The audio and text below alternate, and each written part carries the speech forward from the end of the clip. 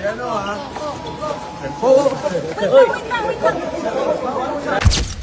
400 million pesos. Matapos ang 400 million pesos na ginasta para dyan sa paglilitis ng impeachment, wala pa rin kahit anong ebidensyang nagsasabing nangurakot si Inday Sara Duterte.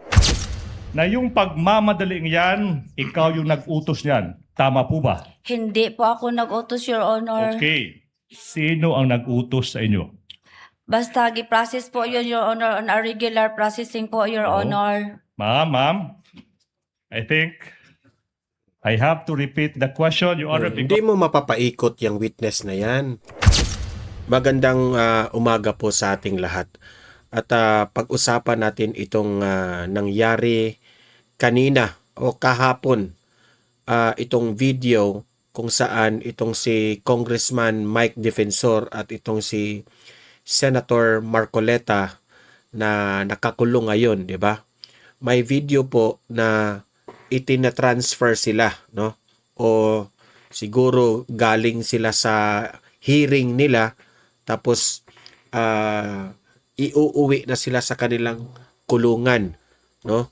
Kung saan nakita doon sa video na itong si dating Congressman Mike Defensor ay gustong kausapin yung media pero pinigilan siya ng kanyang security sa nagbabantay sa kanila at binabawalan silang magsalita sa media. Tapos parang nakita doon sa video na parang sinasakal si Mike Defensor. Okay, so yan po ang ating papanoorin at magre-react tayo dyan. Pangalawa nating pag-uusapan ay nagsalita na nga itong si Attorney Harry Roque sa nangyaring impeachment trial kanina sa pag-cross-examine nitong si Attorney Ligutan dito sa witness, hostile witness na si Gina Acosta. Okay? Sabi ni Attorney Harry Roque, Day 16 sa paninira ni VP Sara, bokya pa rin ang prosecution. Mamaya papanoorin natin yan at magre-react rin tayo dyan. At kung may oras pa tayo, papanoorin natin ang impeachment trial sa cross-examination ni Ligutan dito kay Gina Acosta. Itong dating trabahante po ni VP Sara na siya yung assigned dito sa confidential funds ni VP Sara. Okay? So yun po ang pag-uusapan natin. Paki-like, paki-share sa mga nanonood ngayong umaga na ito, no? Para kakalat ito sa taong bayan. Sa mga hindi pa nakasubscribe at lagi kayong nanonood dito, kailangan yung mag-subscribe, no? Para lagi kayong updated sa ating mga balita dito sa Don Mar TV. Okay, so without further ado, heto po yung unang video na ipapakita ko sa inyo. Parang sinakal itong si Congressman Mike Defensor sa nagbabantay sa kanya. Iba yung video na ipinakita ko sa inyo, ha, na parang sinaktan siya. Ngayon, iba naman ito. Another video. Tingnan ninyo ng mabuti. Play.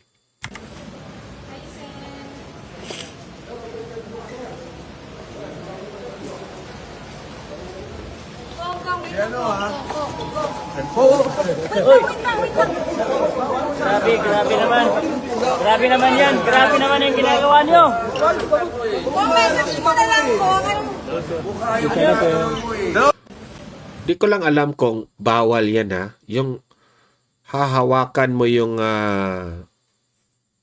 PDL. Tapos parang ginano na eh. Di ba? Parang harsh naman eh. O parang sa tingin ko, itong mga nagbabantay sa kanila, umiepal rin sa media eh. Pasikat ba? Kasi OA naman eh. Ang dami-dami nyo diyang nakabantay. Akala nyo naman, mag-iiskapo yung dalawa? Akala nyo, anong tawag dyan? Akala nyo, merong mga tauhan sila na i-escape sila. Nag-surrender na nga yung dalawa. Hindi nga yan nagtago, nag-surrender lang yan. Pumunta dyan, hinarap nila ang ikinaso sa kanila. Partida pa yan ha, walang mga kasalanan yan ha. Tapos, ganyan ang pagtrato nyo sa kanila? Di ba? Huwag niyang sabihin na ang nag-utos sa inyo, yung presidente, na ganyan ninyo ang trato niyan. Bangag na talaga kayo. Di ba? Mga politicians yan eh. Binoto yan ng taong bayan, especially itong si Senator Marcoleta. May mandato yan sa taong bayan. Bakit yung ginaganyan? Di ba? Nakulong yan sila, o may kaso yan sila dahil sa away politika. Na pinagbibintangan sila. This is how unfair this government ngayon ng BBM. Wala talaga. Sobrang pasaway, sobrang paepal, sobrang matatawag kong kapal ng muka ni BBM. Hindi siya nahihiya sa mga ganitong bagay. Sa panahon kasi ni Tatay Digong, ayaw niya ng paepal eh. Ayaw niya pakorne ng mga galawan sa gobyerno. Magagalit yun. Pero ito, tingnan niyo.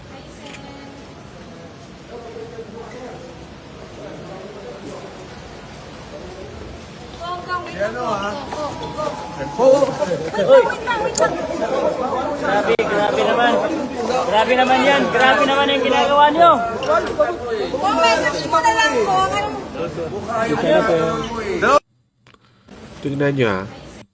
Very, kung pagbabasihan niyo itong video na ito, very worst na talaga ang administrasyong Marcos. Yun lang aking masabi niya na, worst talaga.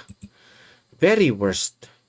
Ito, panoorin natin at pakinggan natin si Attorney Harry Roque po sa kanyang opinion patungkol po dito sa impeachment hearing na naganap kanina. Play.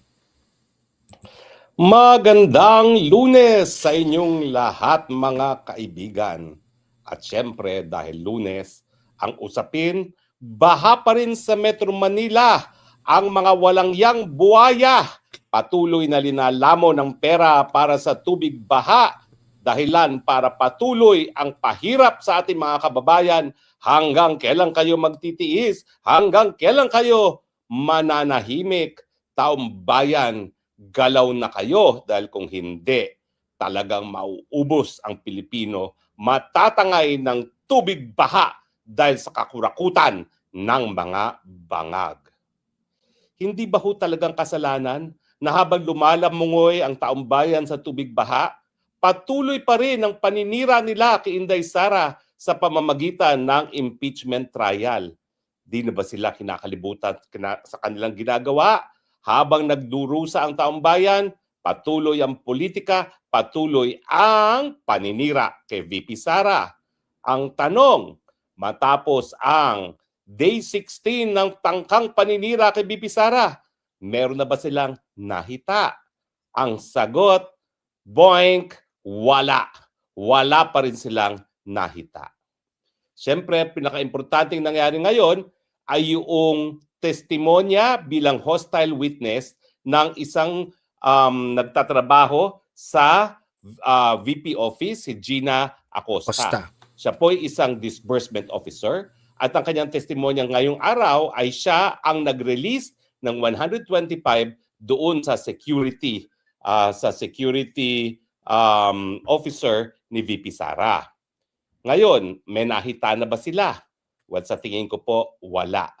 Unang-una, itong si Gina Acosta po ay talagang tinalo yung conclusion ng mga naunang mga auditors na kinakailangan daw sa mga joint circular ng COA na yung confidential na physical and financial plan para sa mga confidential funds ay kinakailangan daw sabihin yung mga partikular na target at aktibidades. Ang sabi ni Acosta, hindi po. Yan po talaga ay hindi kinakailangan dahil talagang nakasalalay talaga sa VP kung paano talaga ma-achieve yung pagkuha ng impormasyon na kinakailangan nila. Yan po ang pinakamalakas na ebidensya para kay VP Sara ngayong araw. Mali ang konklusyon ng mga state auditors.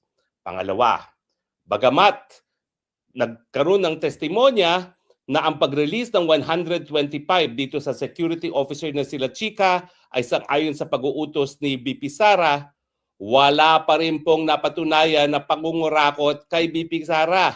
Unang-una, hindi si VP Sara tumanggap ng pera. Pangalawa, wala pa rin kahit anong ebidensya na kinurakot at ginamit sa pangpersonal na mga pamamaraan ang 125 milyon. So, talaga pong mayroong pagkakaiba. Yung kapangyarihan ng isang taong gobyerno na tumanggap ng pondo doon sa katunayan na si VP Sara ang personal na tumanggap, nagnakaw at nagkaroon ng benepisyo sa 125 milyon. So nagkaroon din po ng testimonya na yung pera was in turn linipat na naman sa mga accountable security officer at hindi naman po nanatili dito kay La Chica. So, nadeklara na hostile witness itong si Acosta. Ano ba ibig sabihin nun? Walang ibig sabihin yon ay hindi voluntaryo nagtetestigo yung tao para sa prosekusyon na kinakailangang sapilitan siyang patestiguhin. Ang tanging implication po niyan bilang isang hostile witness ay pwede kang maging mas maluwag sa pagtatanong. Gaya ng pwede kang magtanong ng direct ng leading questions, no? Hindi po pwedeng objeksyonan na leading question kasi nga hostile witness siya para lang makuha yung gustong makuha ng prosecution. Pero bagamat na-deklara siyang hostile witness, wala naman pong masamang ebidensya na sinabi si Acosta kay VP Sara. In fact, ang nangyari, ang testimonya niya ay pinalakas ang teorya ng depensa na unang-una, walang kahit anong circular ang COA na nagsasabi kung paano talaga makakamit yung objective na makakuha ng impormasyon na related sa national security. At pangalawa, wala pa rin talaga ebidensya na kinurakot ni Inday Sara yung 125. Oh, yun ang napapansin ng taong bayan talaga.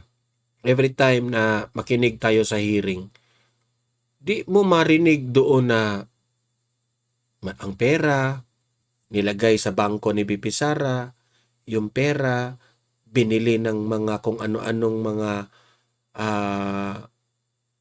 accessories para sa kanyang sariling interest, o bumili man siya ng sasakyan, ganon, ganyan. Wala. So, halata talaga na itong mga prosecutors na ito, gumagawa lang sila ng kung anong-anong bintang ni VP Sara. Kasi kung tutuusin nyo, kung tingnan natin yung ibang ahensya ng mga gobyerno, kung yan ang imbestigahan, siguro mas grabe pa. Mas grabe yung matutuklasan natin. Oh, kasi alam ko, honest si VP Sara Milyon. So, ibig sabihin lang po niyan, yung kanyang pagiging hostile witness, well, hindi naman po ibig sabihin yan na siya magbibigay ng testigo na pabor sa prosekusyon dahil sa ngayon po, walang kahit anong pabor sa prosekusyon na nahita dito sa witness na si Gina Acosta. No, siyempre, nangyari din po ngayon ay yung testimonya ni Marivic Pareha na taga House Documentation Office ay hindi na itinuloy at nagkaroon na lang ng stipulation na yung mga records na nangyari sa House Committee on Justice ay tatanggapin ng parehong partido. Kasi yan naman po ay tungkol lamang dun sa mga hearings na ginanap sa Kamara de Representante ng Committee on Injustice at saka doon sa Committee on Good Governance. So matapos po ang ika-16 na araw, ang napakutan ng depensa, yung mga sinasabing irregular na documentation, yung mga COA findings daw na merong disallowances, yung mga suspicious, confidential, and fund transaction, hindi po yan patunay na talagang nagkasala o nangurakot si Inday Sara Duterte. Malinaw din po sa hearing ngayong araw nito at mga nakalipas na araw na wala pa pong napapatunayan na number one, nagkaroon ng mga fictitious intelligence operation. Pangalawa, na si Sara mismo ang kumuha ng pera. Pangatlo, na siya ay nangurakot. At pang-apat, siya ay nakinabang and therefore wala pa rin napapatunayang impeachable offense. Okay? Well, hindi naman po nasira talaga ang depensa sa testimonya ni Acosta, bagamat sinabi nga niya na 125 million ay na-release kila Chika sang-ayon sa pag-uutos ni Inday Sara Duterte. Bakit wala pong panira o walang puntos laban sa depensa? Kasi nga po, hindi pa napapakita na matapos ma-release ang pera, ito ay pumunta kay Sara at si Sara ang gumastos para sa kanyang mga personal na mga gastusin at hindi para sa intelligence work. So ngayon, ang pinakamalakas po na punto para sa depensa, well, bagamat merong ngayong testimonya na ang pag-release ng 125 ay dahil sa pag-uutos ni Inday Sara, wala pa rin pong kahit anong ebidensya na nagsasabi na yung pag-authorize ni Sara ng release ng 125 million ay dahil kinurakot ni Sara yan at nagkaroon siya ng personal na paggastos dyan sa 25 million na yan. At yan naman po ay sang-ayon talaga sa teorya ng depensa. So matapos po ang 16 days at 25 million a days, magkano na po yan? 4, 100, 8, 200, 400 million pesos. Matapos ang 400 million pesos na ginasta para dyan sa paglilitis ng impeachment, wala pa rin kahit anong ebidensyang nagsasabing nangurakot si Inday Sara Duterte. Wala pa rin kahit anong ebidensya na pwedeng pagbasihan ng kapagtanggal sa kanyang opisina ngayon bilang Vice Presidente. Alam niyo po, habang nagtatagal ang impeachment trial na wala namang ebidensyang lumalabas, lalong naging mas malinaw na ang Kamara de Representante ang siyang dapat managot dahil sa graft and corruption, dahil alam naman nila na sinusulong nila itong impeachment nito na walang mabigat na ebidensya labang kay Inday Sara Duterte, dahilan para mawala lang ang kaba ng bayan sa mga bagay-bagay na walang pakinabang sa taong bayan. Darating din po ang araw ng katarungan. Kayong mga congressman na nagsusulong nitong impeachment, mapananagot din po kayo dahil graft po ang paggastos ng pondo ng taong bayan sa mga bagay na alam naman nating walang mabuting idudulot sa taong bayan. Kung hindi, ito ay paglaspag lang at paggastos na walang dahilan ng kaban ng taong bayan. Abangan ang susunod na kabanata. Ito po ang inyong spoksang bayan nagsasabi, I love you, Philippines. So, ayan yung comment ni magaling na attorney Harry Roque na dating spokesperson ni Tatay Digong. Okay? Ibig sabihin, sabi ni attorney Harry Roque, walang mapakita ang prosecution na may direktang kinulimbat na pera si VP Sara. Kawawa naman itong mga prosecutors. Kawawa sila kasi bintang sila ng bintang. Hindi nila mapatunayan yan sa taong bayan at sa korte ng impeachment. Dito tayo sa hearing nila, pakinggan natin ang kasablayan, kapalpakan nitong si Ligutan, the line of questioning sa witness na si Gina Acosta. Ito po, panoorin natin. Play. Okay. Attorney Ligutan, your witness. Yes, sir. Okay. I need to get my...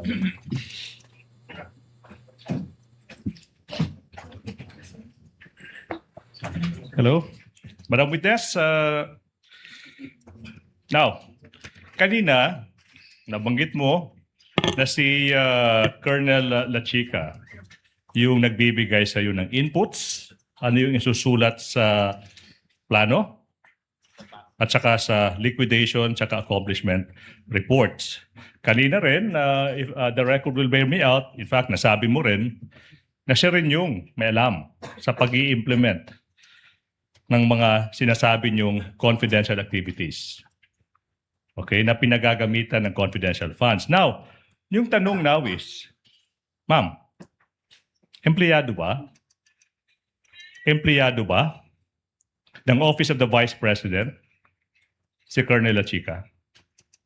Siya po ang itinalaga na security officer ng Office of the Vice President, Your Honor.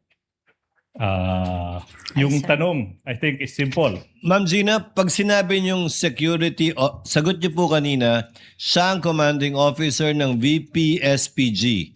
Sinabi niyo rin po na siya ang security officer ng OVP. Meron po ba siyang appointment at sweldong tinatanggap bilang security officer ng OVP? Wala po. Hindi ko po alam, Your Honor, kung may sahod po siya. Pero ang alam ko, meron po siyang office order na siya po ang security officer ng Office of the Vice President. Okay. Your witness, counsel? I think the question is simple, ma'am. Sa alam nyo, sa pagkakaalam nyo, I'm not asking ano yung designation niya. I think you are more than competent to answer this question. Empleyado ba ng office? Bakit ka nagalit? Galit ka eh. Di ba? Nag-answer siya ng matuwid. Pero bakit hindi ka kontento sa answer niya? Galit ka? The Vice President, Galit ka yata eh. si Colonel Chica. Ask him an answer, Your Your Honor. Honor, no answer yet. Witness will answer, please. Kung alam niyo po, ma'am. Ang alam ko po, siya po ang security officer, Your Honor. Yung lang po ang alam ko. That was his answer, counsel. Her answer, rather. All right now. Madam Witness, I'm showing you now yung isang letter galing sa Office of the Vice President. May pitsang November 30, 2023. Pirmado ng isang Lemuel Ortonio. We are confronting you with the documents through Attorney J, and the letter is also being shown on our screen. Assisting counsels may approach. Now,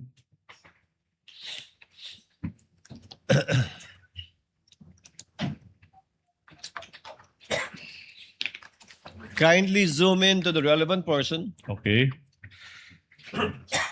According to this letter, ma'am,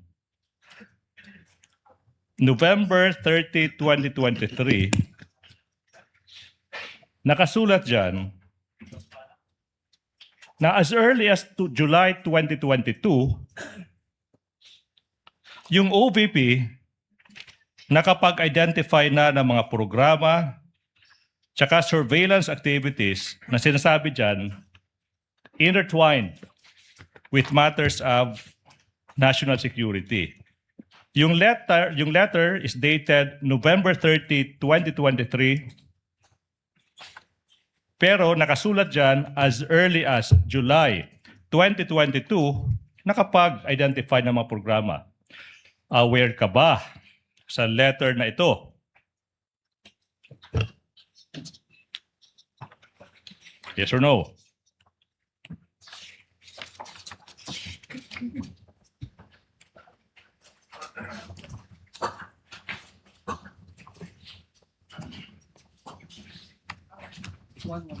Aware ka, hindi? Aware po ako, Your Now, Honor. in fact, aware ka rin na itong letter na ito yung tugon, reply ng OVP through Ortonio sa Audit Observation Memorandum. Aware ka rin yan, di ba? Yes, Your Honor. Now, based sa letter na ito, ma'am, programs tsaka surveillance activities na sinasabi nyo intertwined with national security, sinasabi nyo na-identify na as early as July 2022, and you will agree with me, ma'am, kung July pa lang, 2022, andyan na yan. Bakit naman siya mag-a-agree sa'yo? Namimintang kayo, di ba? O mag-a-agree siya sa'yo? Kailangan sinama nyo. Isinama nyo dapat yan sa fiscal and financial plan para sa fourth quarter ng 2022 which you submitted December 13, 2022, months after na-identify ng office nyo yung mga specific activities. Did you get the question? Your Honor, saan po dito yung sinabi mo na activities, Your Honor? Ma'am, nasa screen, these programs, program goals are inextricably intertwined with matters of national security. July, Assisting counsel, kindly point it 2022. out on page 2. Page 2. Kindly point it out to the witness. What counsel is referring to?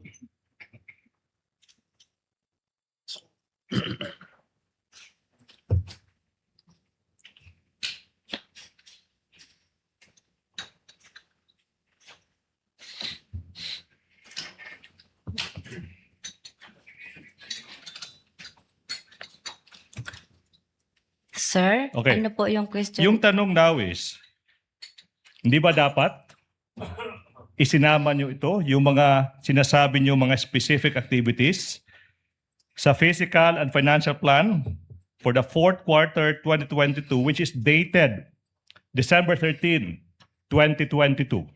Isinama nyo ba yan? Objection, Your Honor. Argumentative, Your Honor. Rephrase counsel. Okay. I get the point of the objection of the counsel. Sustained. Okay, Kindly now. rephrase. Hindi po ba those should have been reflected in the fiscal and financial plan for the fourth quarter of 2022. Same objection, Your Honor. Ma'am Gina, Yes, Your Honor. bakit di nyo po sinama yung mga bagay na yan doon sa Fiscal and Financial Plan ng 2022? Kung Hulyo pa lang, may ganyan na pala, bakit hindi nyo po yan sinama sa 2022 Fiscal and Financial Plan? Fiscal and Financial Plan. Sir, ito Ma'am po Gina? ba yung target property alleviation, threats to peace and order, and the promotion of economic development po?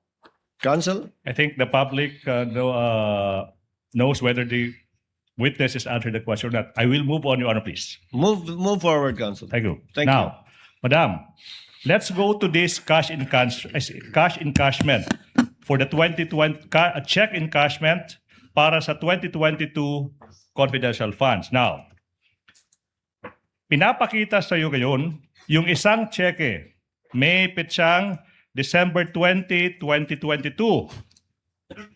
Okay? As well as yung nasa likod ng checking iyan. Okay? Yung checking iyan has been previously marked as Exhibit P, I, 28, small letter A, and P, I, 28, small letter A, 1.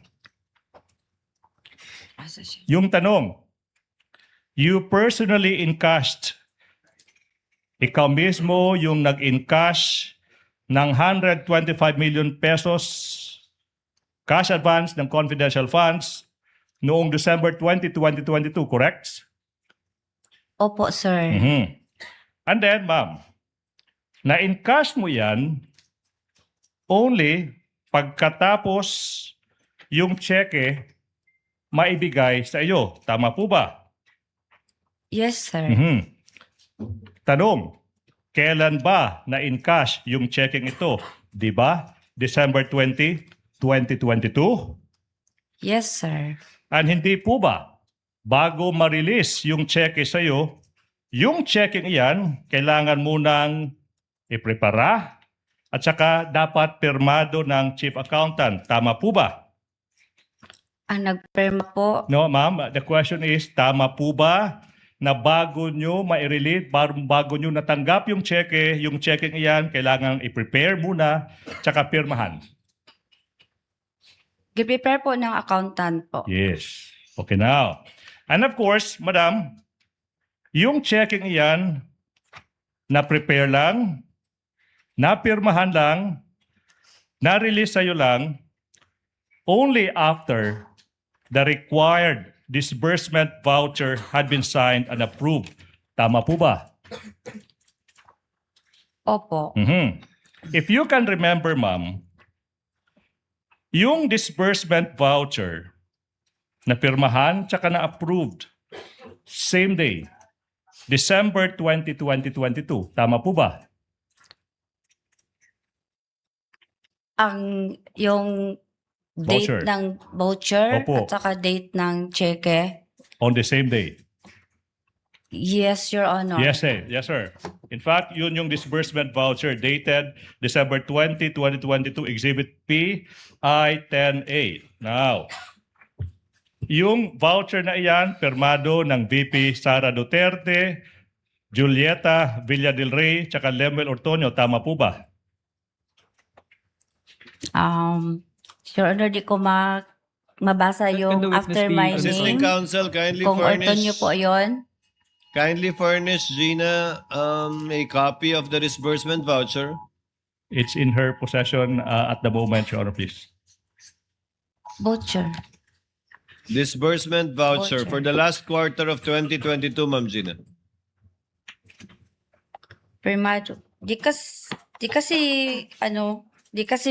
klaro po yung Anyways, perma dito. Ang maklaro ko lang dito, Your Honor, is my perma po, Yes. signature, and then Mhm. may perma po dito ng accountant namin. Mhm. Pero yung sa gitna, hindi po kasi klaro dito, Your Honor. Move on, counsel. Now, Madam, yung disbursement voucher, yung pag-pre-prepare, pag-paperma, tsaka pag-re-release ng cheque, yung date ng cheque, tsaka yung pag-i-encash ng cheque, they all happened on the same day, December 20, 2022. Tama po ba? Tama po, Your Honor. How much was the amount encashed on that day? 125 million pesos, di po ba? Yes po. You encashed this check sa Land Bank Shaw Boulevard branch. Tama po ba? Yes po. Now, listen to this question now. For unusual amounts like 125 million pesos, yung bangko kailangan ma-notify yung bangko isang araw minimum or at least 2 days before ma-encash yung cheque para ma-prepare, maihanda yung cash. Ito yung na-mention ni Miss Violeta Constantino, then Department Manager ng Land Bank Shaw Boulevard when she testified. Do you confirm this practice? Objection, Your Honor. What's the objection? The question is misleading, Your Honor. There's no testimony as to unusual amount, Your Honor. There was, counsel. There was, counsel. Not by the witness, Your Honor. Not by this witness, but by the Land Bank, by the Land Bank executive. Okay? Hindi po ba? Kailangan mo notify muna yung bangko a day or two? May we ask the prosecution to repeat the question, Your Your Honor, please, I Honor? think there was a ruling. If she knows, Yes. Ma'am Gina, kayo po ba ay nag-i-inform sa bangko o may kailangan po ba mag-inform sa bangko na mag-withdraw kayo ng ganito kalaking pera? Ganito po, Your Honor, nang handa na po ang cheque, tumawag po ang aming cash division na Ma'am Gina, handa na po ang cheque at pwede mo nang ipa-encash sa bangko. Mhm. Not responsive? Okay. Now, Continue, counsel. by what time did you go to Land Bank on December 20, 2022? Mga around 2 to 2:30 nakaabot dito, Your Honor. 2 to 2:30, hindi 3 p.m. Mga ganyan na, Your Honor. Your Honor, witness already answered. Wait. I'm just clarifying because that's what she said in the hearing. Anyway, so it's 2:30, and then when confronted with another option, 3 p.m., yung sagot mo, mga ganyan. So it includes 3 p.m. Tama po ba? Basta naabot ko dito, Your Honor, mga 2 to 2:30. Your Honor. All right. Now, by the time you arrived at the bank on December 20, 2022, yung 125 million pesos in cash nakahanda na, di po ba, for your withdrawal? Sa pagkaalam ko, nakahanda na kasi Yes. tumawag po ang aming cash division, Your Honor, na kunin ko na ang cheque at pwede na ding ipa-encash sa bangko. Yes. Ibig sabihin, at least, na-notify ng opisina nyo yung land bank a day before December 20, 2022 na mag-i-encash kayo ng ganung kahalaking halaga. 125 million pesos sa araw na yan, December 20, 2022. Tama po ba? Tama po, Your Tama po. Honor. Now, meaning,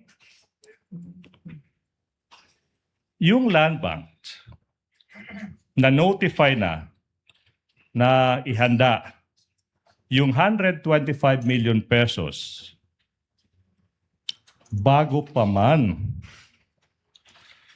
maaprubahan ang disbursement voucher, bago pa man maihanda, mapirmahan, tsaka ma-release ang cheque sa inyo. Objection, Your Honor, misleading. There's no testimony as regards that. Objection is sustained, counsel. There's no basis for that yet. I mean, can I ask, what's the basis for them so I can The court respond? already ruled.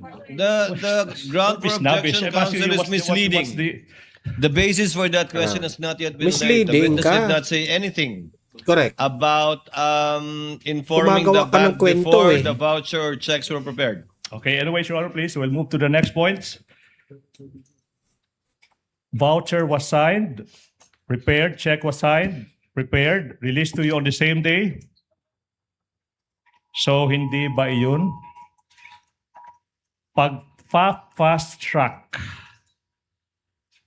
Pag-fast track na pag-i-encash ng 125 million pesos on the same day. Objection, Your Honor. Vague and argumentative. Overruled. Witness may answer. Court would like to know her answer. Hindi ba minadali yung pagdi-disperse ng disbursement voucher, pag-prepare para ng cheque, pag-i-encash on the same day, 125 million pesos? Yes or no? Dumaan po siya sa regular na proseso namin sa office, Your Honor. Being vague again. Now, as the SDO and Project Accountable Officer, hindi po ba na yung pagmamadaling yan, ikaw yung nag-utos niyan? Tama po ba? Hindi po ako nag-utos, Your Honor. Okay. Sino ang nag-utos sa inyo? Basta gi-process po yun, Your Honor, on a regular processing po, Your Oh. Honor. Ma'am, I think I have to repeat the question, Your Honor, Hindi because mo mapapaikot yung witness na yan. Ha? Gusto mo ibintang na naman kay BP Sara na minamadali. Yan ang problema sa inyo eh. Gawa pa kayo ng kwento. she did not answer the question. Minadali, may nag-utos, when asked sino nag-utos, sabi mo, hindi ikaw. I will ask this question again. Yung publiko are very much waiting for an answer. Sino ang nag-utos ng pagmamadali, ng pag-encash, ng checking yan, 125 million sa araw na yan? Objection, Wala Your po, Honor. Your Honor. Misleading. Objection is sustained again, Okay, counsel. now. There is no basis. The pagmamadali did not come from the witness, counsel. It came from your question. She Your Honor, said please. it went through the regular process of their office. Whether the Yes. regular process of their office is that fast or whatever, it's up Okay. to her. Yes, Your Honor, please. I'll now go to the next point. Now, let's go back. Hindi niya ma-establish yung point niya. Kawawa ka naman. Di ba? Kita nyo na? Pinipilit niya na minamadali na ilabas yung pera. Pinipilit na gusto niyang marinig sa bibig ng witness na si BP Sara minamadali yung pagpalabas ng pera. Napapansin ni Presiding Officer Cheese Escudero na hindi naman yan galing sa witness, yung statement na yan. Galing yan sa iyo, gawa-gawa mo. Diba? So, halatang halata. He's moving to his next point. So, natapos na yung point natin. 1:10 p.m. yan. So, ganyan sila, ang mga prosecutors. Sa totoo lang, they are very desperate to paint VP Sara na meron kasalanan. Pero hindi, hanggang ngayon, hindi talaga nila ma-establish na may kasalanan si VP Sara o nangulimbat ng pera si VP Sara. Yan ang kawawa kayo. Kawawa talaga sila. Yun lang ang masasabi ko dyan. Kawawa talaga. So, ayan no. Napakinggan ninyo. Libre kayong mag-comment, mag-react dito sa video na ito. At babasahin natin yan sa comment section. Paki-like, paki-share sa mga nanonood para kakalat ito sa taong bayan. Importanteng mag-like, share. Sa mga hindi pa nakasubscribe, subscribe na po kayo. Okay? See you in my next video. Have a great day. Have a great night. God bless po sa ating lahat. Mabuhay Pilipinas and God save the Philippines. Bye-bye.